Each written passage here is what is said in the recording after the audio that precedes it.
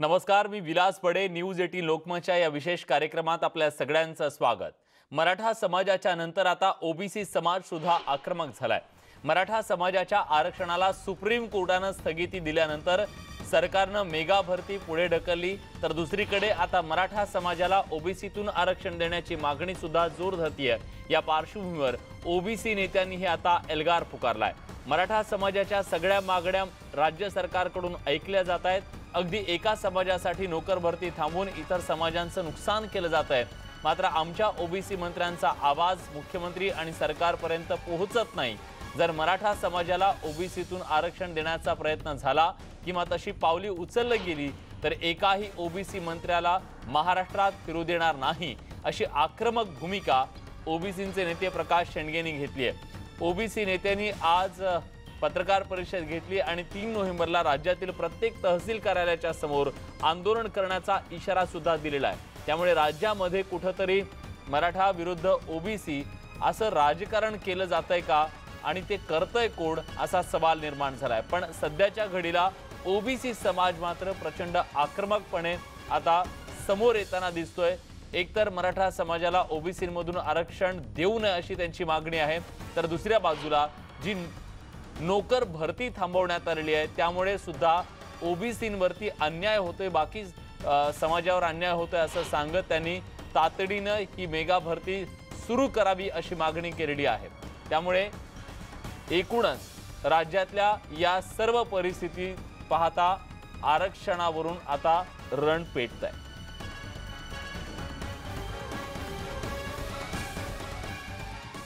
मराठ्यांसाठी महाराष्ट्र वेठीस धरू नका असं वक्तव्य ओबीसी नेते प्रकाश शेंडगेंनी केलेलं आहे. मराठा समाज सांगेल तेच होत असेल तर एकाही मंत्र्याला राज्यात फिरू देणार नाही असा इशारा शेंडगेंनी दिला. पोलीस भरती तुम्ही थांबवलेली आहे, ती सुद्धा तुम्ही चालू केली गेली पाहिजे.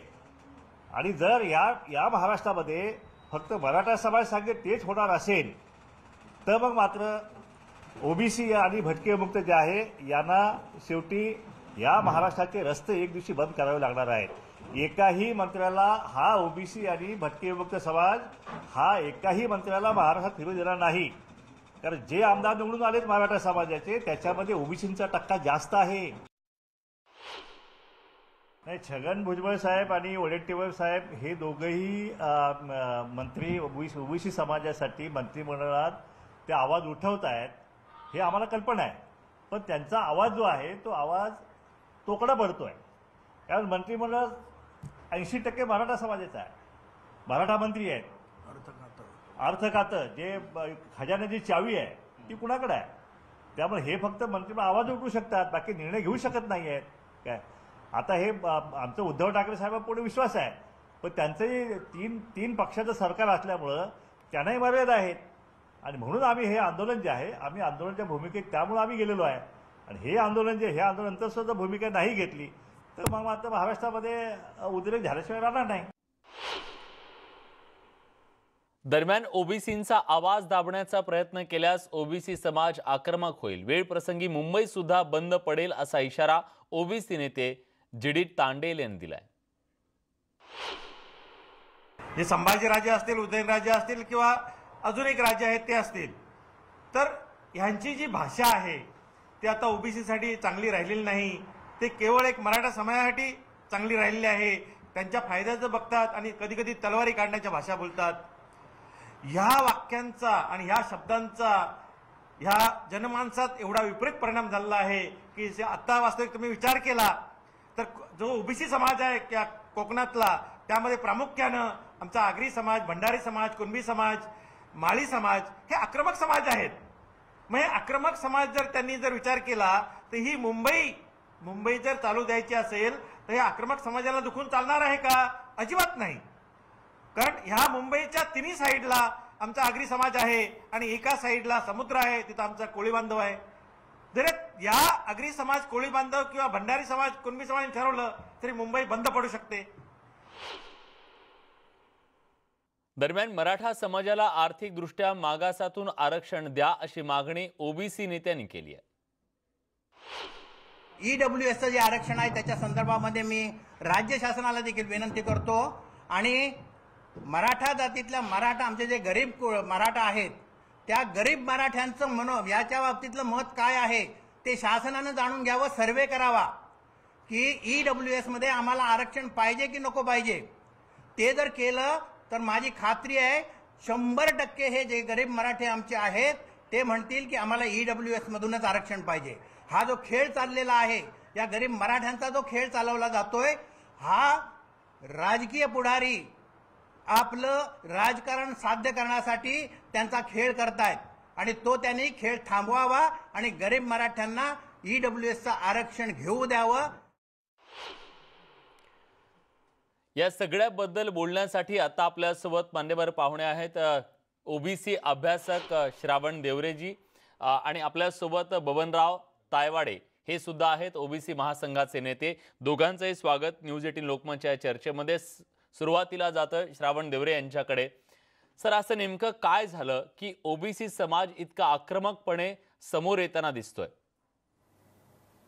नाही, ओबीसी समाज जो आहे तो मुळातच त्याचा पिंड हा शांततेचा पिंड आहे, संयमाचा पिंड आहे आणि तो कष्टकरी समाज आहे. म्हणजे दिवसभर कष्ट करायचा आणि मग रोजीरोटी कमवायची, अध्यात्म मध्यात कोणालाही त्रास नाही, असा शांत ओबीसी समाज आहे. परंतु एखादा समाज, एखादी जात किंवा एखादी व्यक्ती कितीही शांत असली, कितीही संयमी असली, जर तुम्ही जाणीवपूर्वक जर दिवचाल, जाणीवपूर्वक जर अन्यायावर अन्याय तुम्ही जर करणार, जाणीवपूर्वक जर तुम्ही भेदभाव करणार, तर मग कोणी कितीही शांत असलेली व्यक्ती तिच्यातला आहे तो जागृत होतो. आणि मग प्रकाश अण्णा शेंडेंनी जी घोषणा केलेली आहे ती घोषणा केवळ संतापाला म्हणून नाहीये. ती प्रकाश अण्णा शेंडेंची घोषणा ही प्रत्येक ओबीसीच्या मनातली घोषणा आहे. प्रत्येक ओबीसी माणसाच्या मनातलं बोलले प्रकाश अण्णा शेंडे. ते आमचे नेते आहेत आणि त्यामुळे ते बरोबर बोललेत की जर आमच्या ओबीसीचा संयम जर तुम्ही ढासळला तर मग 52% ओबीसी आहे, तुम्हाला फार मुश्किल करून देईल. मग तुमची सगळी दादागिरीची भाषा, गुंडगिरीची भाषा, झुंडशाहीची भाषा, हे सगळं तुम्ही विसरून जाल. मग जर 52% ओबीसी एकदाच रस्त्यावर जर उतरला तर पण असं नेमकं काय झालं? का हा राग आहे, हा संताप का आहे? त्याच्या मागची कारण काय? किती सहनशीलता बाळगायची याला काही, आणि किती दिलदारपणा आपण दाखवायचा याला काही मर्यादा आहे. दिलदारपणा काय दाखवला आम्ही काय म्हटलं की मराठा समाजाच्या राखीव जागा जेवढ्या आहेत 12% 13%, तेवढ्या जागा बाजूला काढून नोकर भरती सुरू करा. MPSC ची परीक्षा घ्या. म्हणजे बाकीचे SC ST ओबीसी मुस्लिम दलित हे सगळे जे विद्यार्थी आहेत आज बिचारे ताटकळत बसले परीक्षेसाठी आणि नोकरीसाठी, त्यांना काहीतरी त्यांचा मार्ग खुला करा. तुमच्या 2-4% मराठा पोरांसाठी तुम्ही सगळ्या पूर्णपणे 96% जनतेला तुम्ही वेठीस धरणार का? पूर्ण महाराष्ट्राला वेठीस धरणार का? उद्या तर तुम्ही म्हणाल की संपूर्ण भारतच वेठीस धरायचा आहे आम्हाला. तर हे असं झुंडशाही चालत नाही. आपण लोकशाहीमध्ये राहतो आणि लोकशाही पद्धतीने. मला सांगा, सुप्रीम कोर्टाने मराठा आरक्षणाला स्टे दिलेला आहे, MPSCच्या परीक्षांना स्टे दिला आहे का हो? नोकर भरतीला स्टे दिला आहे का हो? नाही. मग जर असं असेल तर मग हे कोण मुठभर लोक आहेत की ज्यांच्या झुंडशाहीमुळे मुख्यमंत्री खुशाल निर्णय घेतात आणि परीक्षा बंद पडतात, नोकरशाही बंद पडतात आणि गोरगरीब मुलांवर अन्याय करतात, अत्याचार करतात. आणि किती मोठा दिलदारपणा दाखवला आहे आपण सगळ्यांनी की बाबा तुमच्या जागा बाजूला काढून बाकीच्यांची वाट मोकळी करा. पण आम्हाला मिळत नाही म्हणून तुम्हाला बी मिळू देणार नाही. ही जी जंगली भाषा आहे, ही जंगली भाषा आहे. आम्हाला नाही तर आम्ही तुम्हाला पण मिळू देणार नाही. आणि ही लोकशाहीची भाषा नाही आहे, ही जंगली भाषा आहे, रानटी भाषा आहे, तलवारीची भाषा. जे आता तांडेल साहेबांनी सांगितलं की हे तलवारी काढण्याची भाषा करतात, तांडेल साहेब एकदम बरोबर बोलले. ही रानटी भाषा आहे तलवारीची, ही लोकशाहीची भाषा नाही आहे. आणि ओबीसींचा संयम वाट बघू नका. त्याचा संयम जर तुटला तर त्याचे फार वाईट परिणाम होतात. हे तामिळनाडूने पण सिद्ध केलेलं आहे. हे मध्य प्रदेश, UP, बिहार या राज्यामधल्या ओबीसींनी सिद्ध केलं आहे की जर एकदा का जर ओबीसी संतापला तर तो काय करू शकतो. याचा आदर्श उदाहरण म्हणजे तामिळनाडू आहे, मध्य प्रदेश आहे, UP आहे, बिहार आहे. लक्षात घेतलं पाहिजे त्यांनी. हा संघर्ष टाळणं ही जबाबदारी सरकारची आहे, सगळ्या समाजांची सुद्धा आहे, आपल्यासारख्या राजकीय नेत्यांची सुद्धा आहे. आणि या सगळ्यातून मार्ग नेमका काय काढला जावा? खरं तर आता जे घोडं अडलेलं आहे ते नेमकं कुठं अडलेलं आहे आणि कशा पद्धतीनं हा जो समन्वय आहे तो ठेवला जाऊ शकतो, काय करणं गरजेचं आहे, त्याची चर्चा करूया एका छोट्याशा ब्रेक नंतर. कुठे जाऊ नका, पहा फक्त न्यूज 18 लोकमत.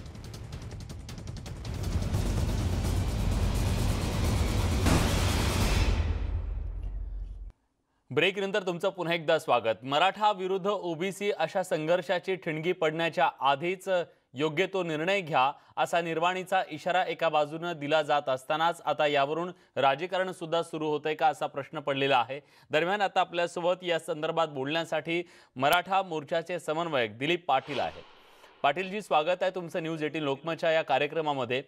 आपण जी चर्चा करतोय त्यात असं म्हणतोय की आता ज्या पद्धतीचा इशारा ओबीसी समाजांकडून दिला जातोय आणि दुसऱ्या बाजूला मराठा समाजाकडून सुद्धा आक्रमक भूमिका घेतली जाते, मुद्दा त्यांचा ओबीसींचा असा आहे की आता मेगा भरती का रखडवली जाते?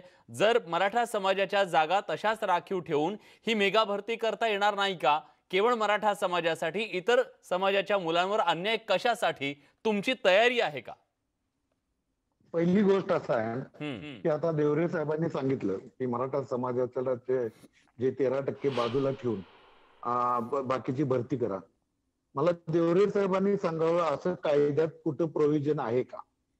कुठल्या कायद्यामध्ये असं प्रोव्हिजन आहे की असं 13% बाजूला ठेवून आणि त्यानंतर अशा भरती केली तर ती लिगली होणार का? कारण कोर्टामध्ये आपल्याला माहित आहे की प्रत्येक वेळेला मराठा समाजाच्या बाबतीत ज्या गोष्टी होतात त्या लगेच कोर्टामध्ये जातात आणि कोर्टामध्ये त्या ठिकाणी स्टे मागण्याचा प्रयत्न होतो.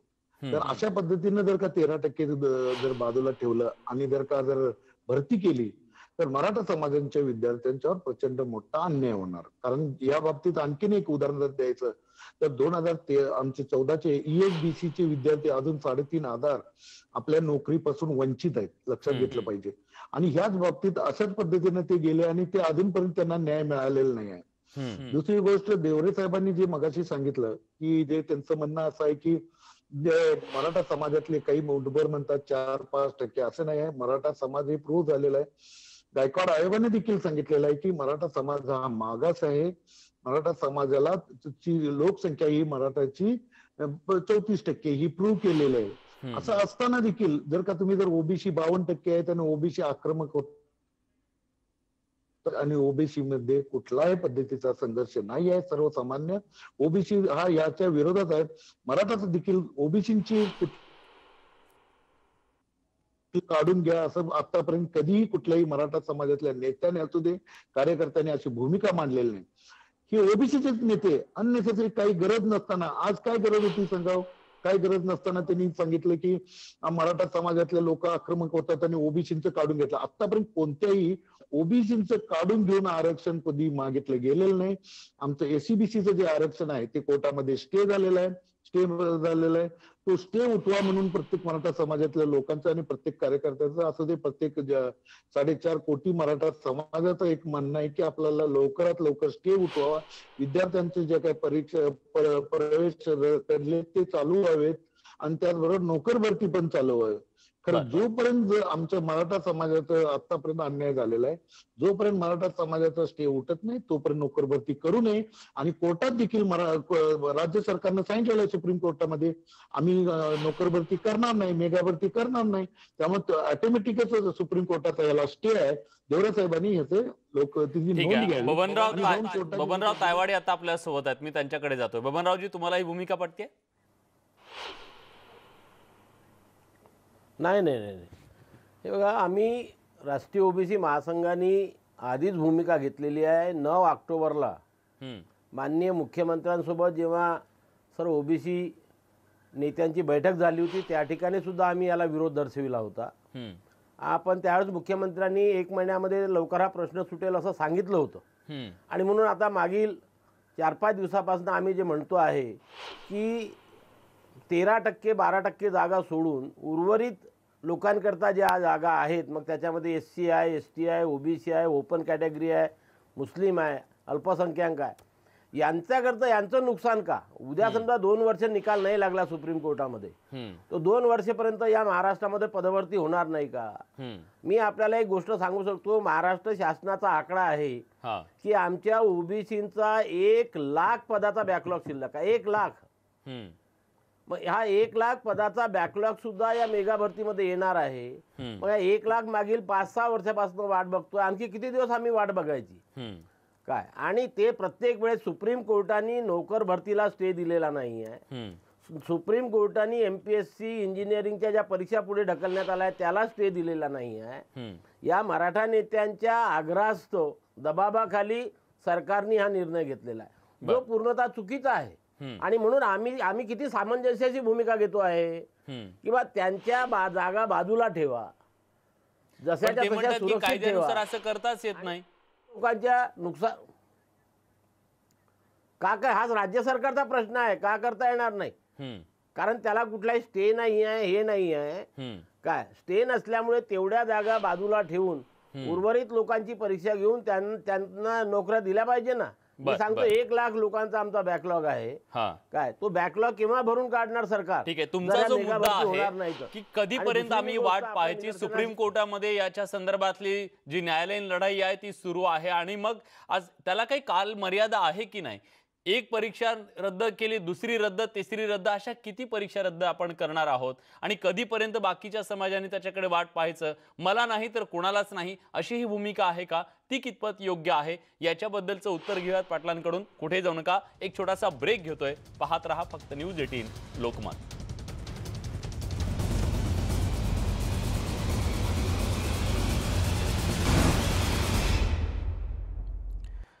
ब्रेक नंतर तुमचं पुन्हा एकदा स्वागत. न्यूज 18 लोकमतवर आपण चर्चा करतोय. मराठा विरुद्ध ओबीसी अशा संघर्ष खरं तर निर्माण करण्याचा काही जण प्रयत्न करतायत का? आणि त्याच्याबद्दल दोन्ही बाजूने आक्रमक भाषा नेमकी कशासाठी? या सगळ्या मुद्द्याच्या अनुषंगाने चर्चा करताना ब्रेकच्या पूर्वी बबनराव तायवाडे यांनी एक महत्त्वाचा मुद्दा मांडलेला होता की त्यांचं असं म्हणणं होतं, मला तोच मुद्दा घेऊन दिलीप पाटलांना विचारायचं आहे की सुप्रीम कोर्टामध्ये ही सगळी न्यायालयीन लढाई सुरू आहे, तारीख पे तारीख सुरू आहे, कधी याचा निकाल लागेल याची कुठली कुणीच सांगू शकत नाही आजच्या घडीला. मग अशा परिस्थितीमध्ये एकानंतर एक परीक्षा रद्द केल्या जात आहेत, हे कधीपर्यंत आणि कुठपर्यंत, हा त्यांचा सवाल आहे.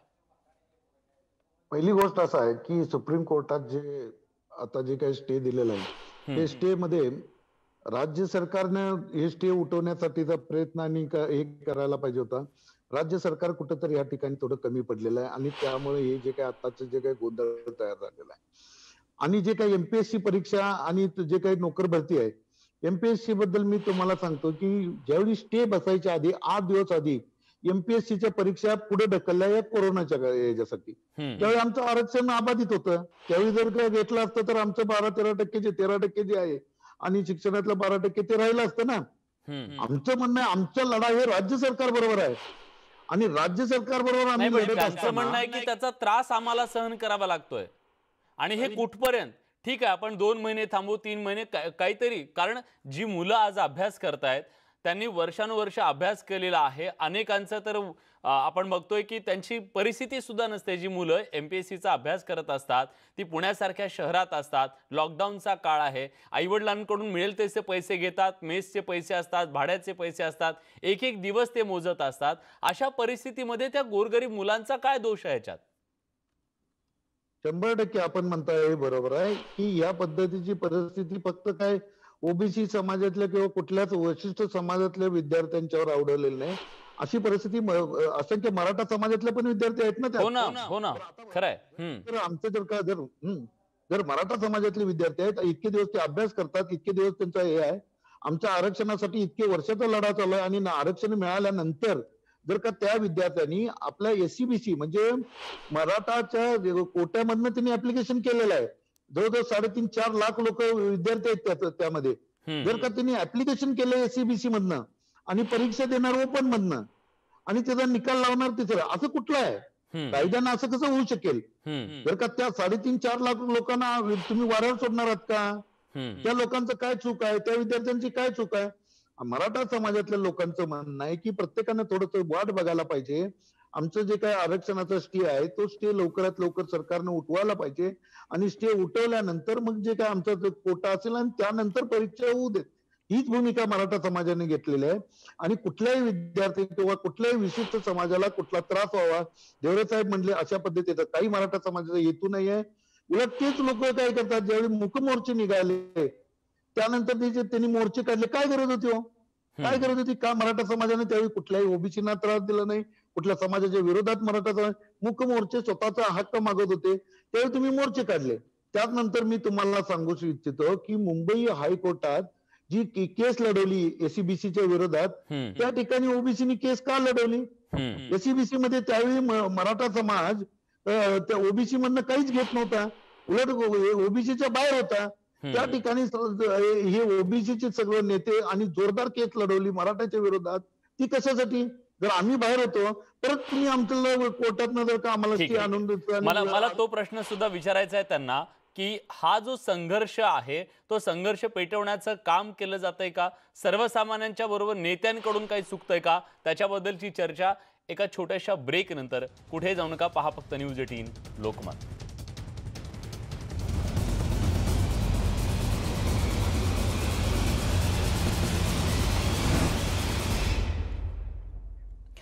ब्रेक नंतर तुमचं पुन्हा एकदा स्वागत. ब्रेकच्या पूर्वी दिलीप पाटील यांनी एक आरोप केला की ओबीसी नेते विनाकारण या सगळ्यामध्ये वातावरण तापवण्याचा प्रयत्न करतायत आणि हे नेत्यांकडून अशा प्रकारच्या गोष्टी होत आहेत, ती कृती होतीये. श्रावण देवरेजी, जो आरोप त्यांनी केलेला आहे तो तुम्हाला मान्य आहे का? आणि खरंच अशी परिस्थिती आहे का की आता ज्या पद्धतीने मुंबई बंद करू, त्याचबरोबर आम्ही रस्त्यावर उतरू, 3 तारखेला आम्ही राज्यभर प्रत्येक तहसील कार्यालयाच्या समोर आंदोलन करू, अशा प्रकारची जी भाषा केली जाते, खरंच त्याची गरज आहे का? नाही, दिलीप पाटील साहेब सोयीस्करपणे काही गोष्टी विसरून जातात. त्यांनी आठवण करून बघावी की अगदी सुरुवातीपासून मराठा नेते असं सांगत आलेले आहेत की आम्हाला स्वतंत्र आरक्षण नको, आम्हाला ओबीसी मधूनच आरक्षण पाहिजे. ही भूमिका अनेक मराठा नेत्यांनी वारंवार टीव्हीवरून, पत्रकार परिषदा घेऊन, आणि एवढंच नाही तर लाखांचे मोर्चे काढले. त्या मोर्चांचं निवेदन पाटील साहेबांनी वाचावं जरा. त्या सगळ्या निवेदनांमध्ये जे लाखांचे मोर्चे निघालेत त्या मोर्चाचे जे निवेदन जिल्हाधिकाऱ्यांना दिलेले आहेत, त्या निवेदनामध्ये बघावं जरा. त्यांनी तिथे स्पष्टपणे मागणी केलेली आहे की आम्हाला ओबीसी मध्येच आरक्षण पाहिजे, वेगळं आरक्षण नको. आणि ही जी आजही जरी मराठ्यांना वेगळं आरक्षण दिलेलं आपल्याला दिसतंय, परंतु ही ओबीसीच्या डोक्यावर टांगती तलवार आहे. ही तलवार केव्हाही ओबीसीच्या डोक्यात घुसू शकते.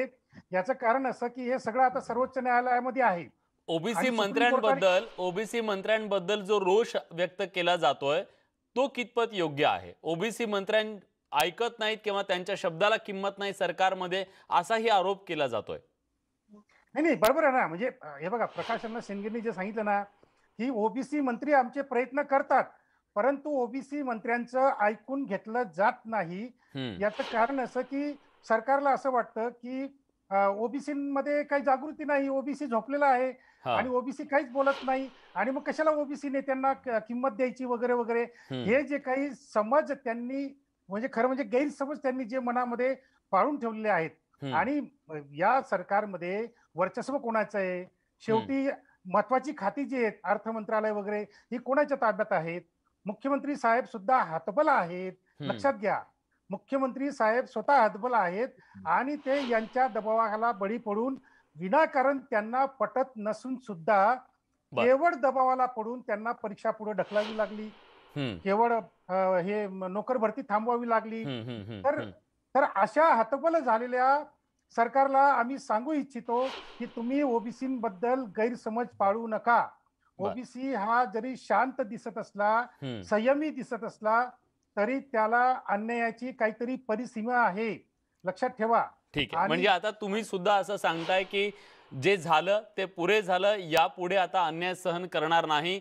एका बाजूला ओबीसी समाजाची ही आक्रमक भूमिका आहे, तर दुसऱ्या बाजूला मराठा समाज सुद्धा जी स्थगिती मिळालेली आहे ती उठवावी याच्यासाठी आक्रमकपणे आता समोर येताना दिसतोय। खरं तर या सगळ्यामध्ये समतोल साधणं गरजेचं आहे। दोन्ही समाजांनी सामाजिक स्वास्थ्य कुठेही बिघडणार नाही याची काळजी घेणं गरजेचं आहे आणि या दोन्ही समाजाचे जे नेते आज आरक्षणाच्या आंदोलनाचं नेतृत्व करतायत त्यांनी सुद्धा आपण काय बोलतोय आणि बोललेल्या त्या शब्दाचा काय अर्थ होऊ शकतो याची जाणीव सुद्धा ते ठेवतील अशी आशा करूया, कारण शेवटी हा महाराष्ट्र, आपला समाज एक राहिला पाहिजे ही भावना आपल्या सगळ्यांचीच नक्कीच असायला हवी। आज या चर्चेमध्ये आपण सगळेजण आलात, आपली भूमिका मांडलीत, त्याबद्दल मी आपल्या सगळ्यांचे आभार व्यक्त करतो।